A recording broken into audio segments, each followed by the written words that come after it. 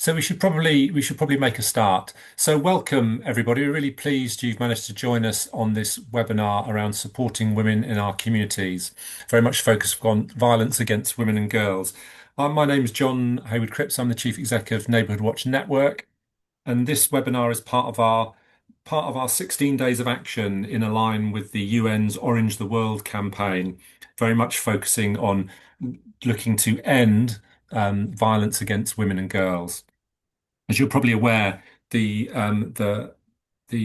as a crime type has been described fairly recently by the police chiefs, the Council of Police Chiefs, as a national emergency because the level of violence and the level of this crime, something just under 20% of all recorded crime across England and Wales is violence against women and girls, and every 3 days in the UK, a woman or girl is killed by a man. So this is a horrific area of crime and something that we all can do something, whether you're a man, a woman, a boy, or a girl, can do something to support people and help to reduce and change the environment where violence against women and girls is something that happens. I'm really delighted today that we've got Naomi Smith, who's the Chief Executive of the Her Centre, which supports women and girls who have experienced domestic abuse. It's very much based on community programs designed to support women and girls who to have thriving lives after experiencing domestic abuse. Prior to her current role, Naomi was the CEO of Home Start of Camden and Islington. Um, as you've probably seen, the focus of this webinar today and this whole campaign is very much about ending the violence against women and girls. Now, we're very aware that men can experience domestic abuse, and we do, as an organisation, have webinars and support that is more broadly about domestic abuse. But this campaign that we're taking part at the moment, the 16 days of action, and certainly this webinar, is very much about ending the violence against women and girls. So we do acknowledge violence against men and domestic abuse, but that is not the focus of this webinar. So Cheryl, do you want to just move on to the next slide? And I can just through some of the logistics before I pass over to Naomi. So to get the best experience for everybody today, we've got over nearly 400 people on the call, and that can make bandwidth challenging. So it is certainly better for the webinar overall if you're able to turn your cameras off. You don't have to, but that makes it better in terms of bandwidth. As I mentioned at the beginning, if you can put your questions in the chat, that would be really helpful. And of course, be respectful in comments and what you put in the chat. But also just want to make people aware that there may be some triggering content in today's presentation. If you need to take time out or leave, please do. We're also really happy to pick up with people through our email address if people want support after the session. We may not be able to answer all your questions today, but if you put them in the chat, we'll have a really good stab at answering all the questions, and we'll do our best. So I'm now going to pass to Naomi. As I said, I'm really delighted Naomi can join us today and share some of her experience around domestic abuse and violence against women and girls, and how we can support our communities to make an environment where that's less likely to happen. Over to you, Naomi. Thank you so much. Hello, everyone. So as stated, I am Naomi from Her Centre. So just a word of warning, I've got Cheryl is controlling the slides for me today, so hopefully it'll all work nice and smoothly for us. But we are here to talk about ending violence against women and girls, and specifically how you can help the women and the girls in your community. We've got a really broad spectrum of people that might be with us today. Some people might be professionals who are looking to support people that they work with.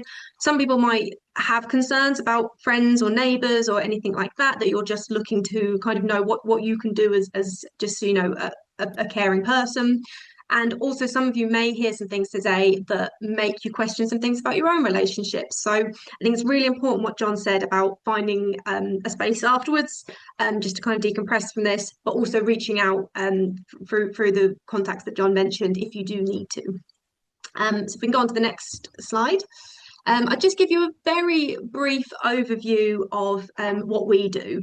We're only based in Greenwich, so I won't go too far into the details because I know we've got a national reach today, but just so you can kind of understand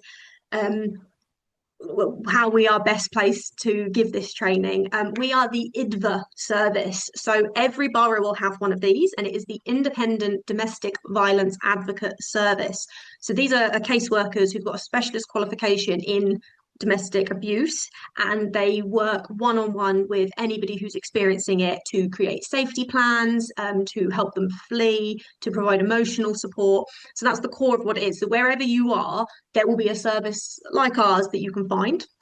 But we also are really, really heavily invested in community learning, because we actually really believe that one of the best ways that we can end violence is by getting the conversation out there and getting more people involved in it. So we train GPs, we train schools, we put on community events, we do things like this just to help everybody understand, but also to remove the taboo, because the more silent we are about domestic abuse, the more it can grow. We also offer legal support. That's obviously something that comes up very, very often. We partner with solicitors firms to help women get, court injunctions or custody battles. We really support with that. And we do work with young people as well. So we work with children, and we do work with young girls. Young as 13, we see already in domestic abuse situations. And so, as I say, quite snapshot, but I will go over a few more bits later on. So perhaps to move on to the next slide.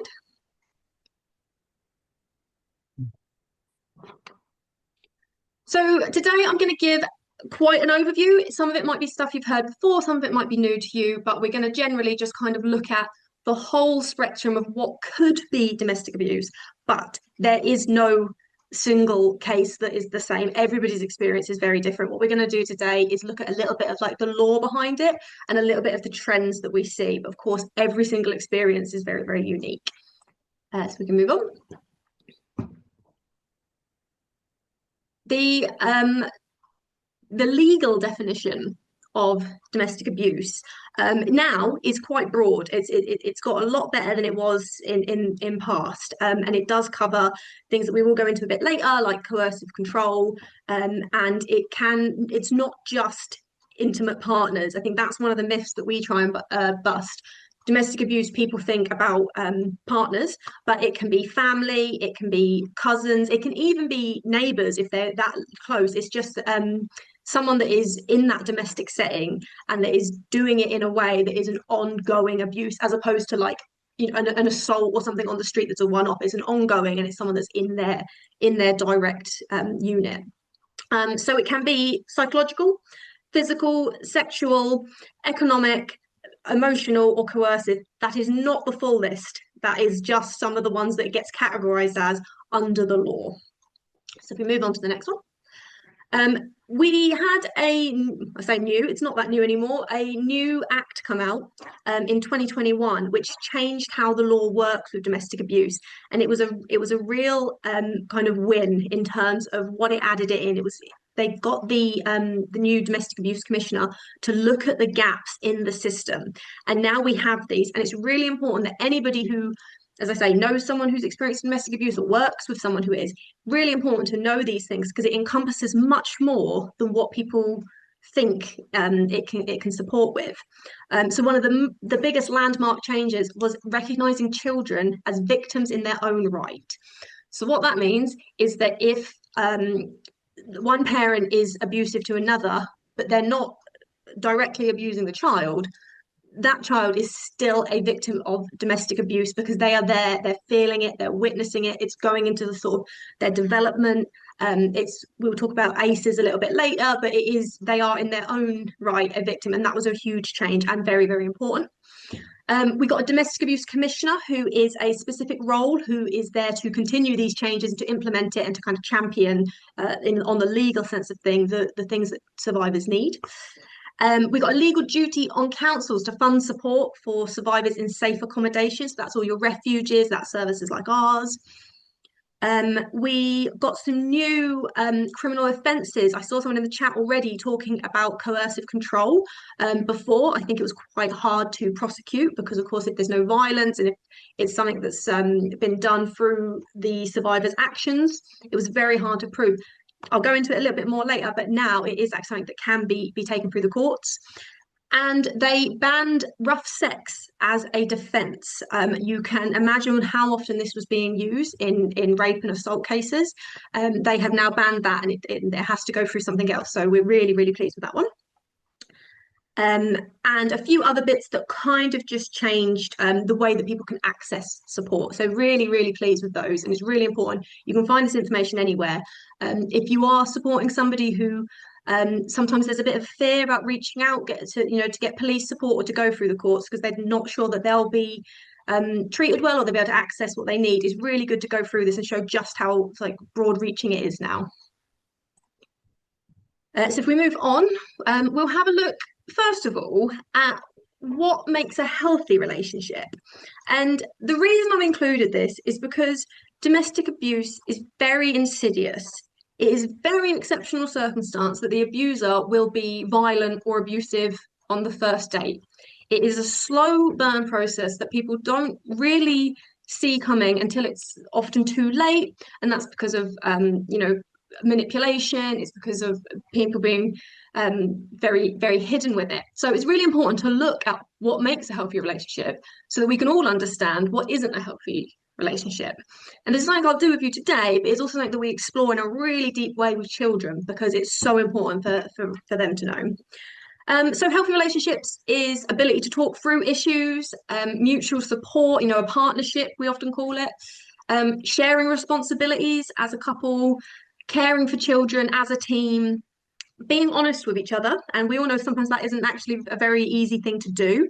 But you should be in a relationship where you are able to say, your truth. That shouldn't be something that you're scared to do. That's the key thing there. And having fun together. Lots of people kind of get so far into a relationship they don't realize that it should also just be an enjoyable experience. So we go on to the next one. I'm going to put up the non-violence wheel, and the reason that we have this is because I'm later going to show you what the violence wheel looks like. This again, very handy tool if you're talking to someone who maybe doesn't know yet whether or not they're in an abusive relationship. Maybe something's made them feel a bit uncomfortable, but they don't want to kind of say yes, this is abusive or this is wrong. Really good. You can sit down with this and you can go through it and you can kind of say, from the outside, non-violence, there should never, ever be violence in a relationship. But then do you have these segments? Of course, one like responsible parenting, not everyone's going to have that. But things like non-threatening behavior, respect, trust, these are really key things that should exist in a healthy relationship. And if you're kind of looking at this and thinking, oh, of course, this is very simple, this is very obvious, it's not to everyone. And it could be because of their own childhood experiences. It could have been, the cycles from their parents before them. It could be because they've had relationships that were only unhealthy. But this is the starting point. And this is how we help, is we help people to realize that this is what it should look like so people know what to aim for. Move to the next one. So I'm just going to cover again, very similar, just what's normal. Because there are things that are uncomfortable or a bit unhappy in relationships, and sometimes that's normal. It's okay to argue. It's okay to want different things. For parents, again, it's okay to have different ideas of what should be the way forward. Of course, this isn't talking about anything abusive. It's like if you disagree on which school would be best for them. It's okay to have those differences and both kind of want to have an input on that. Teasing. If it's something that both partners are enjoying, if it's something that's just how they communicate and it's done in a very loving way, we'll go on later to how that can very easily swap. And of course, affection and attraction to each other, it's normal. But these are all things that, because these are normal, can be used when they're not the correct and the non-abusive way to imply that this is what was happening. So if we move on, we'll look at what is a concern. So as you'll imagine, it's kind of the opposite of what we've just covered. So arguments that don't get resolved. And that doesn't just mean going around in circles and can't really, both sides are being a bit stubborn. It's arguments that are just constantly being brought up to belittle, to prove that someone's wrong, to make someone feel like they need to make up for something that they've done. Teasing that is constant and undermines. So if the other person isn't enjoying it, it's not okay. And if it's being done sort of in public, if the intention of it is to humiliate rather than to just be a fun thing between two people, of course that's a line. But again, as I say, very easy for people to not notice that change. Differences in raising children that makes them seem unsafe. Financial restrictions, we're going to cover that a bit more detail later on. But again, if anyone's controlling how you make money, how you spend money, that's a concern. Personal restrictions on movement, where are you, who are you with, why were you there? It's, you can see the things. And of course, sex without consent. Importantly, doesn't need to be violent if it's consent that what's given under being asked lots and lots of times or guilt trip, that's not consent. So of course, if that occurs, it's something that people are very difficult to talk about as well. So it's really important for all of us to know that if we're speaking to someone who might be experiencing this, that is something to be concerned about and something we should talk more about. So if we move on, we'll look at the wheel again, which is the power and control wheel. So when it pops up, you'll see that it is completely different to the non-violent wall. It is surrounded by violence, and it can be any type of violence. And the segments that are present here are not something that we would want to see. So again, this is something you can sit down with someone and say, do you feel intimidated? Because if you say, are you being abused? That's a very intense question. That's not something people know.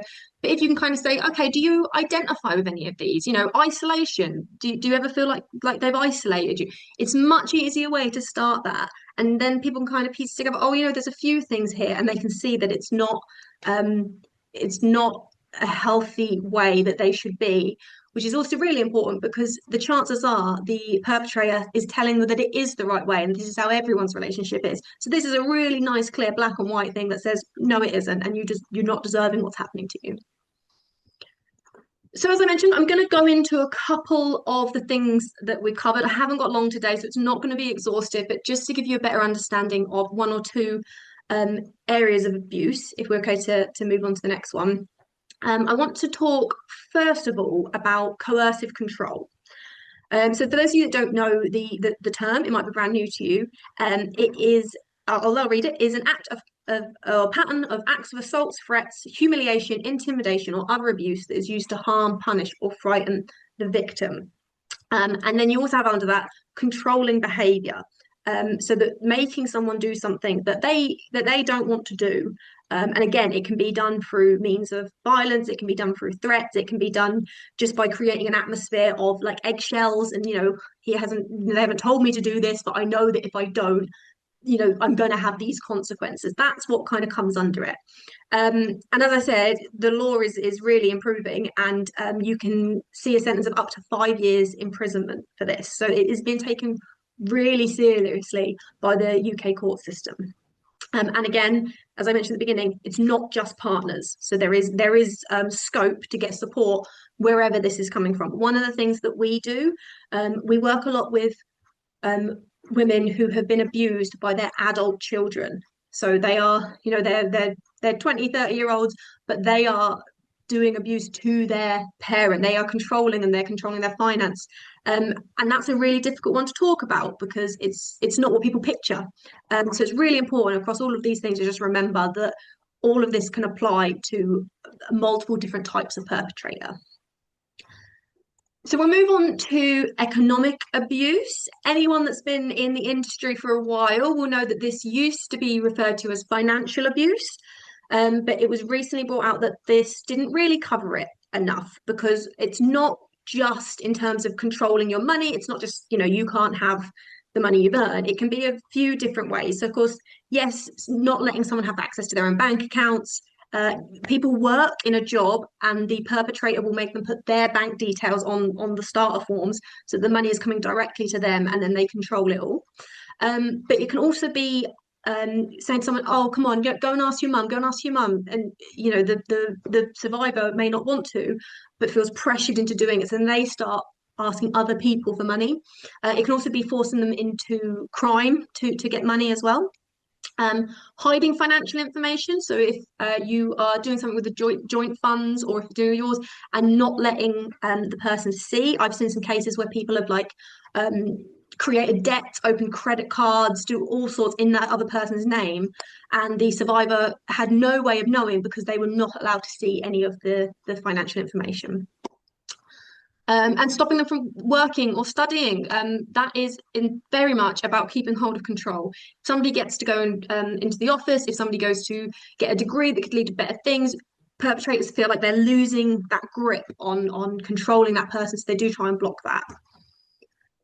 So we'll go on to the next one. And we're going to talk about this I'm going to give it a little bit more time on digital abuse. And it is the overarching topic of the 16 days of activism at the moment. And I think it's really, really important because it is so prevalent and we don't fully understand it yet.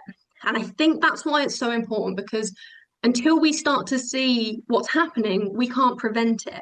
And then the young people are growing up in this completely digital world. So all of the things that perpetrators have been doing for years, they've now got new tools to do it. So for those of us who are in the industry, those of us who are worried about our friends and neighbours, it's really important for us to know the breadth of what can be done with technology these days. So it can be as simple as demanding passwords and access to your phone, not letting anyone have a space that's kind of private for them. Tracking. People can install a tracker on your phone without your knowledge, which they can do it with your knowledge and just demand that you don't take it off. But it can also be done remotely now. It's really, really scary. There are even cars which have trackers so that family members can see where each other are, but you can see how easily that would be used to then keep control, making sure that the perpetrator is only going to the supermarket and home, and if that car goes somewhere that it shouldn't be, they're getting updates to their phone to tell them. So they can use this as a really, really quite intimidating tool. Getting angry if they don't receive immediate replies to messages.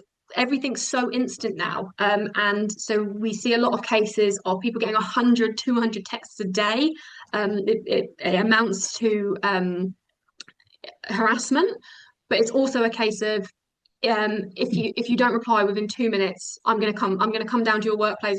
Really intimidating and really telling people that they're in the wrong for not replying. And it can also be used in a way that's sort of oh, well, I was worried about you. You didn't reply, so I was worried, and you made me feel. And it can be really twisted. So that's the one we see a lot of. Controlling what they post. Social media, Facebook, it's caused lots and lots of difficulties. But someone goes out, they post a picture with their friends. The perpetrator says, you're showing off, you're trying to get attention, whatever it is. But saying you're not allowed to do this. This is not how I want you to represent yourself. But done in that really controlling manner. That again, very common. Threats and harassing messages. We can't escape things anymore. It's very, very difficult. We have women who change their numbers every week. They block everything on Facebook. They block all of it. People still get through. And it feels like you can't escape. And it is very, very draining and very, very scary.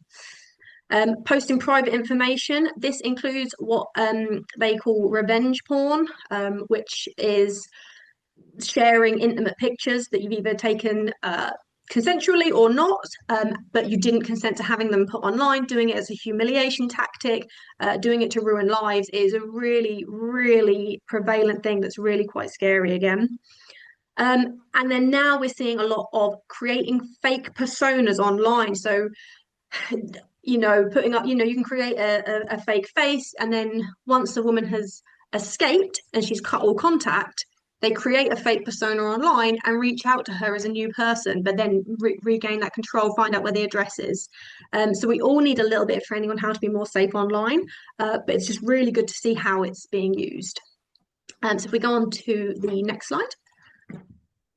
So I'm going to stay on digital abuse. I'm just going to talk a little bit about AI. And as I say, most of us as lay tech people don't really understand the capabilities of what this can do.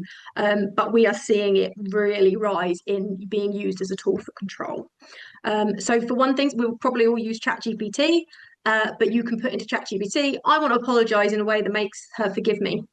And they'll write it for you, and they'll write it to sound beautiful and loving, and they can send that. And if you don't know that was written, it's kind of adding to the manipulation.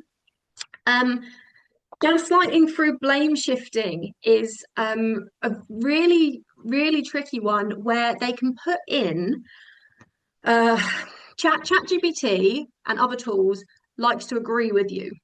So if you were a perpetrator, you could write in, my wife has not replied to my text within 1 minute.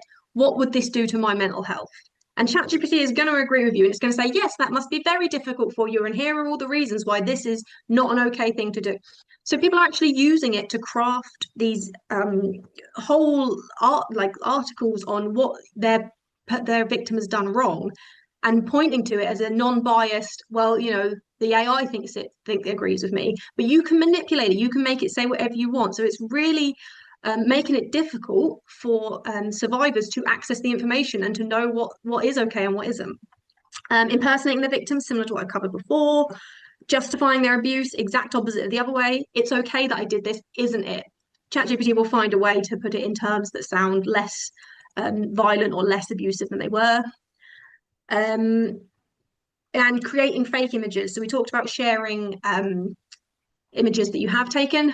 Doesn't even need to be that anymore. People can create explicit images, threaten to share them, threaten to send them to the workplace, or post them online. And it's becoming very difficult for us to tell what's AI and what isn't. So that is a really terrifying thing for a woman to do. It may be that they're just trying to be humiliating, but it also might be that they say, come and see me, or I'm going to post this. And then many of us would go, oh, panic, panic. They will go and see them, and they put themselves back in that violent situation because they've been trapped in this box. So it is completely becoming something that we all need to learn more about. And tracking location from photos. You can have a background with a tree in it, and there are certain AI devices that will tell you where that tree is, and therefore where that woman was at that time she posted it. So it is something that is growing. So we'll move on to talk very briefly about child victims of domestic abuse, because I did cover it at the beginning, how it's changed in the law, but it's just a little kind of look at how prevalent it is. It's really not nice. 90% of children in household where domestic violence occurs are in the same or the next room. So you can really imagine what is being heard and how that is shaping someone. I think we are getting more and more understanding of ACEs, which is our acute childhood experiences, and how something you experience at 4-year-old can affect your health later on, not just your mental health, but it can actually, people end up with more hospitalizations. It's really difficult because it may take a while for it to kind of show what's happened, but the children are experiencing it. And they're experiencing it at a higher rate than we saw previously. So if we go to the next slide, just kind of an indication of, oh, sorry, chat. Yes, it is adverse childhood experiences. Sorry, not acute. So there are two different ways that someone can be a child victim. So there is witnessing it, and there is being a direct victim. So both occur, and sometimes both occur simultaneously. But lots of times, also what we see is the children being used as a threat. Do this, or I will hurt our son. And parents will do anything to protect their children. So it's just an added layer of control, as well as the fact that also there could be damage to the child as well. So if we move on to just the final bit on this section that kind of gives an overview of what domestic abuse is, and it's why do perpetrators abuse, and it's a very difficult topic, this one, because no one's trying to justify it, but we are trying to understand it. And power and control is the top of that. It is someone trying to exert their power and control another human being for their own good. Male dominance, patriarchal views, as we talked about at the beginning, we know there is also violence perpetrated against men, but for what we're talking about today, sometimes it is very much kind of, it's been built into them by the system. Normalization of behavior, they don't know any different. This is what they've been doing. No one's ever told them it's wrong. And a genuine belief that they are better than their victim. We do see it as well, again, I'll talk about it in a bit, but with religion and culture, sometimes it is perpetuated that the family also believes in the way that the perpetrator does. Obviously, it's not, it's a small portion, but it is something that can really compact the issues. The perpetrator's own self-esteem. And again, we're not trying to justify it, but it is, if I feel bad about myself, I'll make you feel bad, and then I'll feel better. The real raw basics of it, and they choose to. I think that's something that isn't really put down. You can't put the psychology behind it, but it's a choice that they are making. And then learned behaviour result of PTSD. So the same way I said that some survivors haven't learned about healthy relationships because they never experienced one. Same for perpetrators. If they were experiencing their parents being abusive and violent, and that's the only thing they've ever known, that it can perpetuate a cycle. So that's why, again, we're really, really interested in early intervention and education and supporting people to know these things very, very early on. So I'll move on to what barriers people face to getting support, and we'll go straight on. So the opposite of it, I just spoke about why perpetrators do it, but why do survivors stay? Again, every experience is different. Every single survivor will have their own reasons. These are just some of the trends we see. Top one is it is safer. The highest risk of being murdered is or being hospitalized is when you are leaving, because the perpetrator loses control, and as that is the one thing that they want, they see it happening, and that is when the violence escalates. So it is genuinely sometimes the best, safest option to stay. We work with women who are staying, and we will support them to find the safest way to do that. We do not just recommend leaving and fleeing if it isn't right. And we always say that the survivor knows best. They're the one living it every day. Emotional acceptance, they are getting love. The love isn't what we've discussed is healthy, but they are receiving love in a way, and it can feel good sometimes. So it can be very difficult. That's also then very difficult because then the victim starts to take on blame for it. It really is a very complicated topic. We've covered some of these, so I won't go through each one, but feeling like it's their own fault, not being desensitized, it's happened for years, they don't know any different. Fear, I understand how this relationship dynamic works. If I leave and go to another relationship, they could be even worse. Concerns over immigration, I'm going to cover a little bit more. But just as I say, this is not the list, and there are so many reasons that we could all kind of understand why people do not leave. So if we go on, I'm going to drop into a couple of those reasons a little bit more. And the first one is mental health barriers. We work with a lot of survivors who have mental health needs. This makes them more vulnerable. This makes them more of a target. Also makes it more difficult to access support because some mental health difficulties make it very difficult for you to turn up to meetings, for you to engage in things, all of the stuff that we see across all services, but it just means that there's that added barrier to getting help. We also see survivors who have drug and alcohol issues. They are trying to cope with that. They are also dependent on the substance, but also dependent on the partner. The partner can use that. It really does sort of mix in together. So if we move on then, cultural barriers. So as I say, I've touched on it. If someone is speaking English as a second language and their perpetrator speaks English and is kind of their route to being able to translate things, there is a real area there that can be misused as controlling, and it's much harder for them to speak to the police. Do have the translation services, but there's just that added barrier that stops. Cultural beliefs that you should stick by their side, you should stay in it. Minoritized communities that are harder to reach by services like ours, harder to reach for the police. There's a mistrust. Very, very difficult. And concerns over immigration status. We see lots of women at the moment who are here on spousal visas, and they are terrified to leave their abuser because they are terrified that if they do that, they will lose their settled status, and their whole lives will be turned upside down. They'll be taken away from the children, all sorts. The next one, if we move on, is gender barriers. Same-sex couples, they don't get talked about as much. They don't feel like they've got as much access to the services. And transgender and non-binary women, there's an uncertainty. We had the recent Supreme Court ruling, and now people of all genders aren't quite sure. So it's really important for those that do support all genders are making it nice and loud and clear so that people know exactly where they can go for support. And we've touched on it.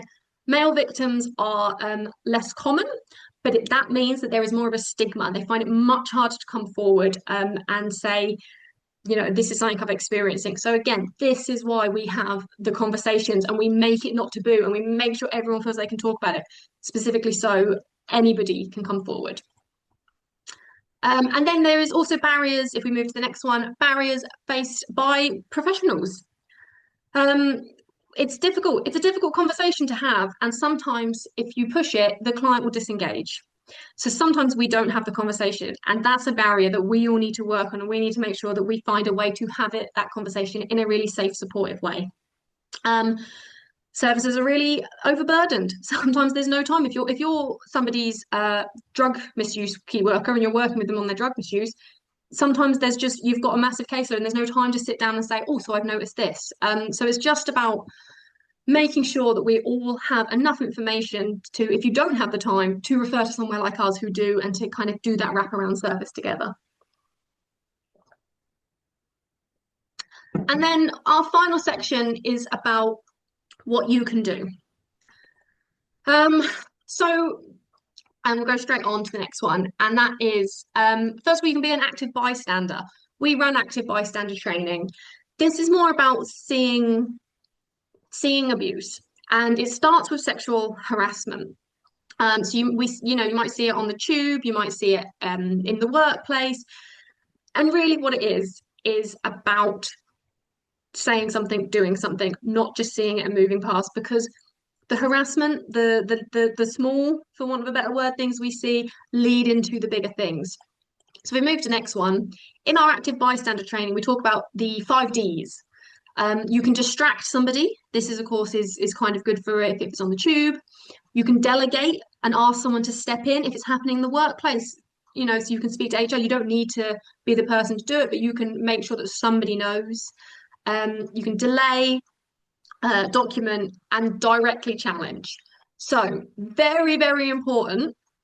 Only directly challenging is for people who know the perpetrator.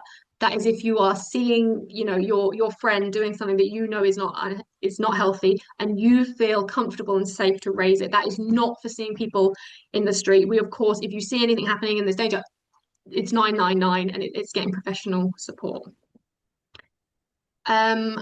If we move on, the reason people don't do this, because we all sit here right now and go, yes, I would do that, I would intervene, but there's plenty of reasons you wouldn't. Embarrassment, fear of repercussions, what other people are going to say. Are you kind of sticking your nose in? People don't want to have those conversations, especially if it's loved ones. Very hard to say to someone, I don't think your relationship is healthy. So people kind of just stay back. So what this is about is just having that conversation. If we move on, even if it's not a bystander, you can be a compassionate friend. Everybody, I believe, would be a compassionate friend, but there's very important steps to do if you are approaching a friend about having this conversation of, I think what you're experiencing isn't healthy. You need to listen without judgment. That is the first key thing. They need to be able to tell you something and you don't gasp and you don't immediately say, you have to leave, you have to do this. As a friend, your first step is to listen and make them feel heard and make them feel that they can continue telling you. As I say, you cannot pressure them to leave. You cannot pressure them to make a decision. What you want to do is say, I understand. These are the options. Those are your options. I'm going to be here for you no matter what you choose. If you stay, I am here. If you go, I found this service online that we can speak to. You can also help with very practical things. It's not safe to keep a bag of clothes in the house if you're going to flee. Keep them at my house. And when you flee, pop by and I'll get them for you. Or you can stay at mine. There are practical steps as well. So if we move on.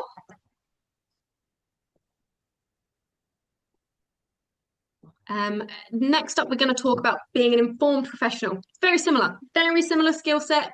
We still want to have those same conversations, but of course, we're in a different role as professionals. So you do want to be able to speak with a slightly more sort of authority on the subject of, these are the steps we can do with the council. These are the steps that we can do as a safety plan. But you are generally just listening, validating, and making a plan that's their plan, not your plan.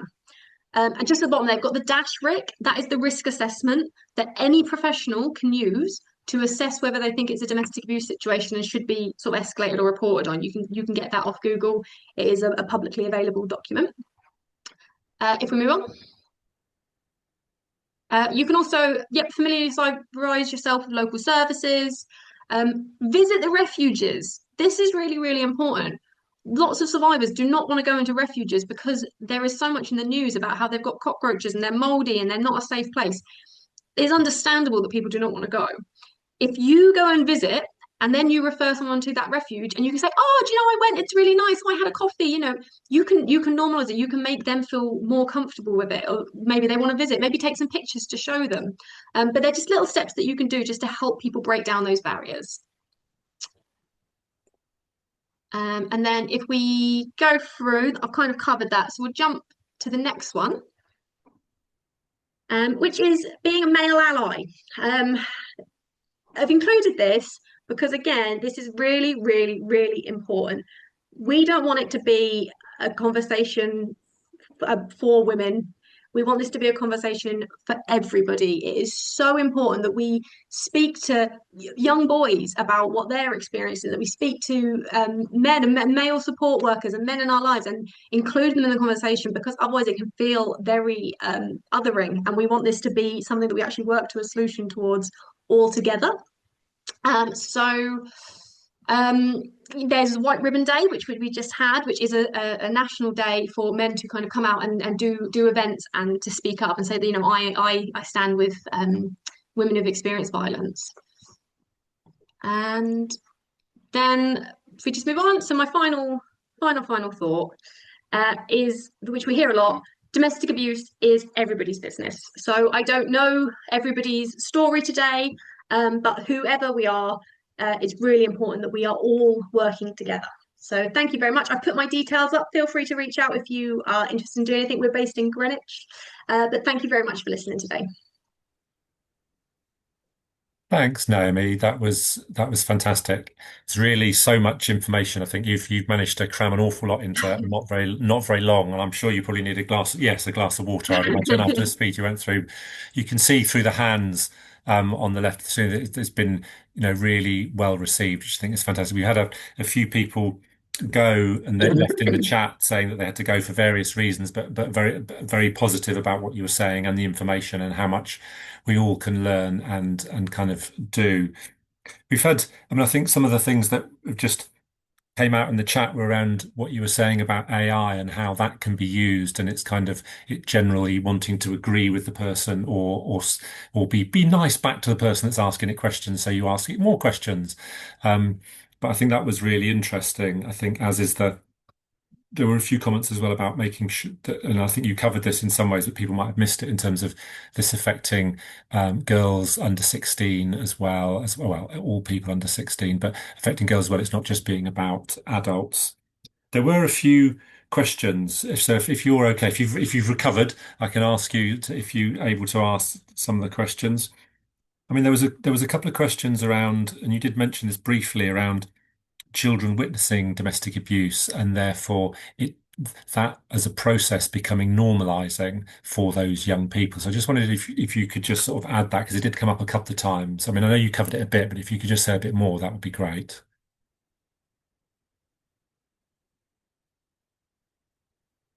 Cheryl, you might need to unmute. No, yeah, there you go. Sorry, I muted myself to cough at the end and then I wasn't allowed to unmute. So a little bit more about children Children and witnessing domestic abuse and the impact.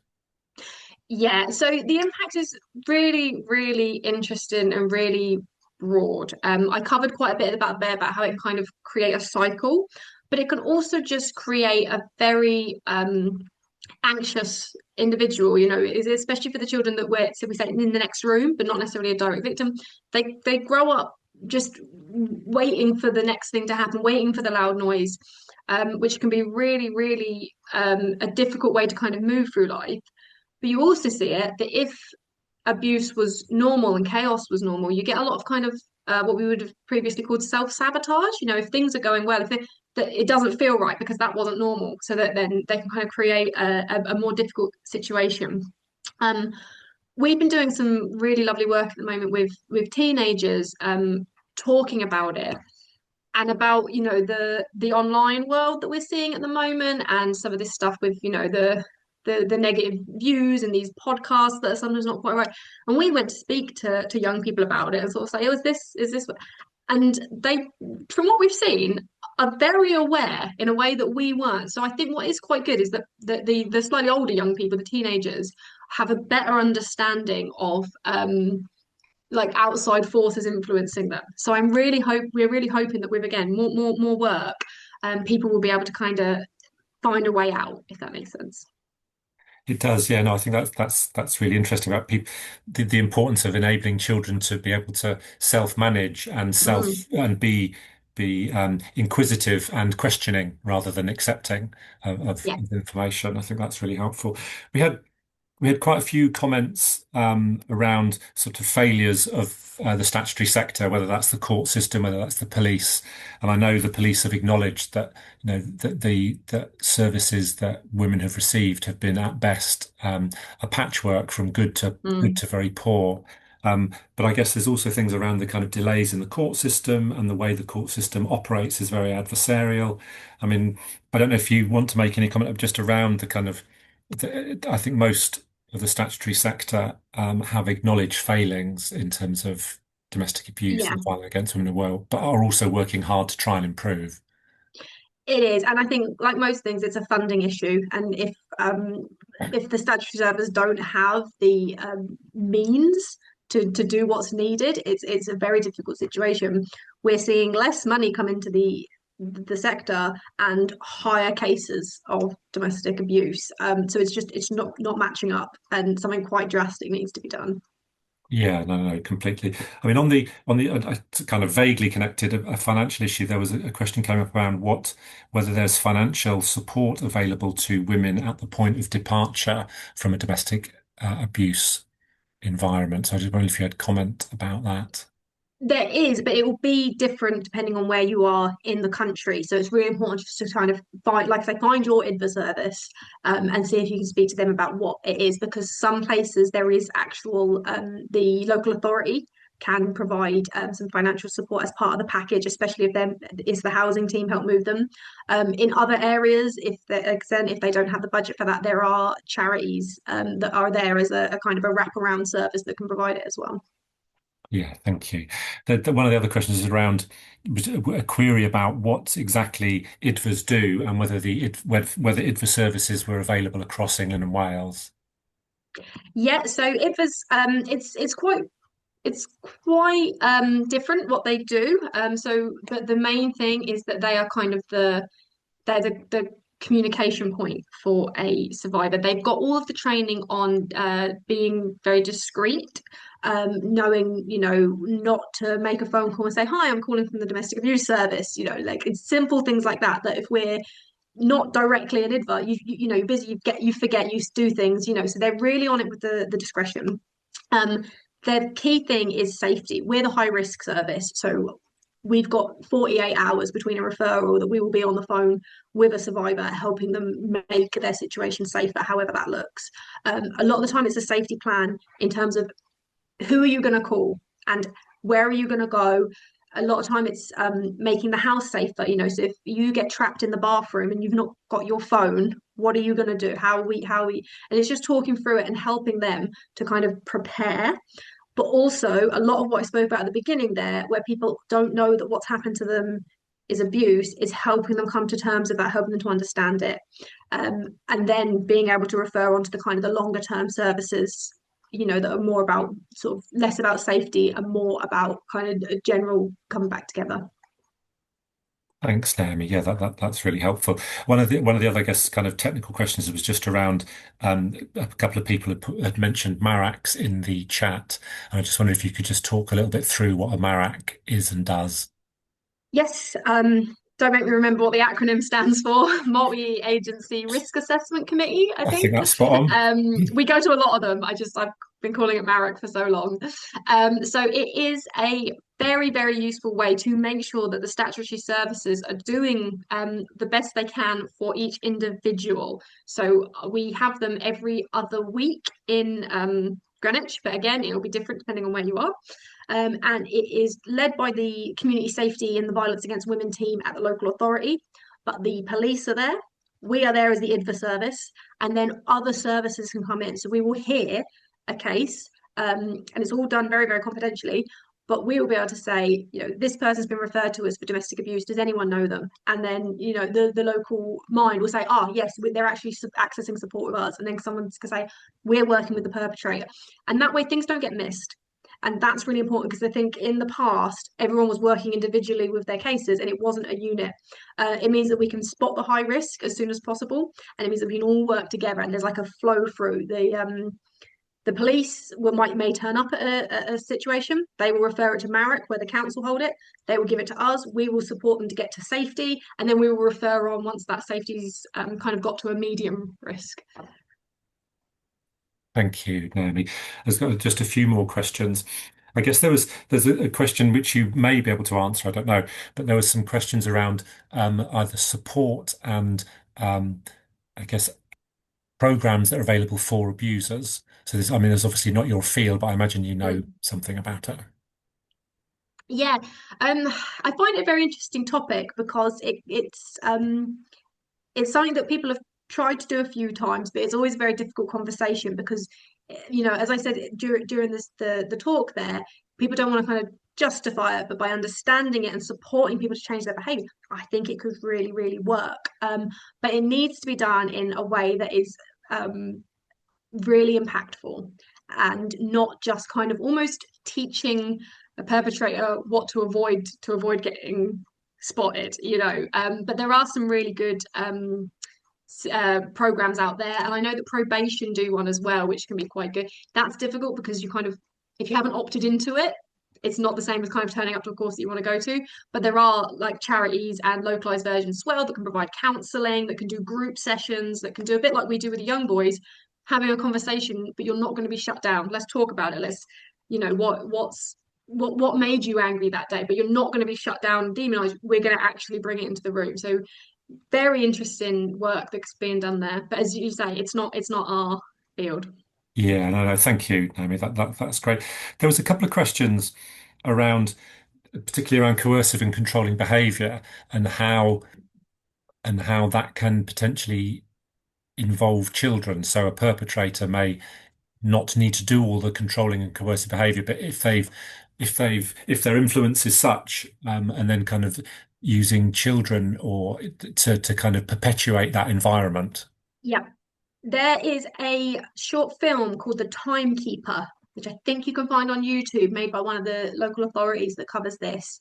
That you can, if a child like kind of sees their parent as their hero, and that parent is the perpetrator, they can use the child to become not a perpetrator because the child's a victim, but they can use them to copy the behaviors, and we were talking about tracking, where did mummy take you today, who did mummy speak to today, you're involving the child in the actual abuse, which is kind of, I didn't actually cover it there, but is almost like a third step to the direct or indirect. There's kind of also that manipulation that can be involved.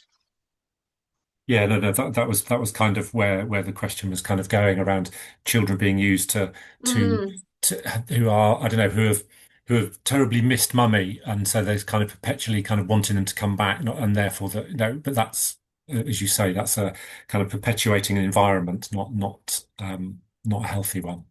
mm. There was a couple of questions as well about trackers and kind of how technology can be used, whether it's video doorbells or whatever, but as part of that kind of controlling behavior again.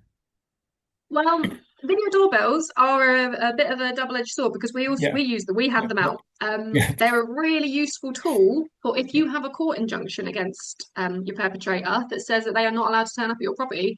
Fantastic tool to gather evidence and make yourself feel safer. But of course, it can be on the other side as well. There's lots of tools out there about learning a little bit more about kind of online safety, checking your phone, how to spot, because you can also clone a phone. There's apps that are designed for parents to be able to see what their children are doing, which was obviously started as a very positive app, but you can put that on anyone's phone. So it's just learning to spot the signs that something's being tampered with, and then doing additional steps to keep yourself safe in terms of, what we're putting online and who we're communicating with in that way. That's great. No, I mean, the last question I've got, and this might be tricky to answer, but there have been a few questions that have gone in the chat in terms of where people can go for support.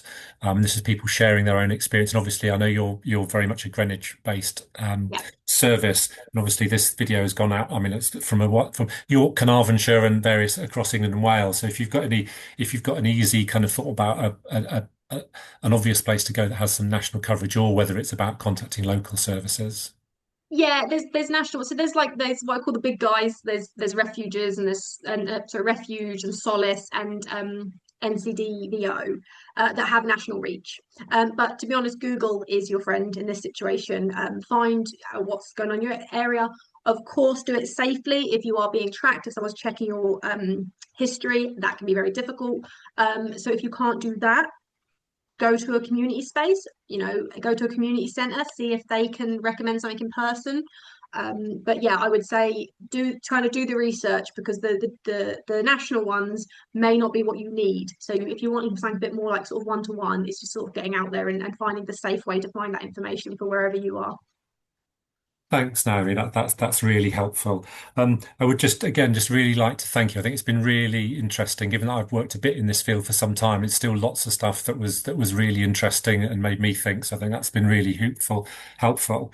And thank you ever so much for your time. And I think inevitably we will no doubt be reaching out to you again and saying, "Can you do a bit more on this for us?" Lovely. Which Well, is it's always changing and adapting, so there's always more to learn. So I'm more than happy to come back. Yeah, no, that's brilliant. I have to say, I particularly liked you speaking about being an active bystander and a compassionate friend, because I think those are Mm. easy things that we kind of over professionalize things, and there are sort of simple, small things we can all do better to support people. But like I say, Naomi, thank you very, very much for all your time. It's Thank been you for having really me. fascinating and really interesting. And again, the claps and hearts going on the left-hand side are always, is how it's been appreciated by the people on the call. Thank you. Thank you everyone for listening. Thanks everyone for your participation and taking part. We hold these webinars fairly regularly. They're not all as interesting as Naomi's, I have to say, but we'd like you to come to more of them. But thank you very much and particularly people that shared their own experience. I appreciate that's always a risky and a brave thing to do. So I would thank you for that, and hope you keep safe, and manage to make good decisions. But all that remains for you to thank you all. Hope you have a great rest of the Friday and a great weekend. Thank you all very much for attending. Goodbye.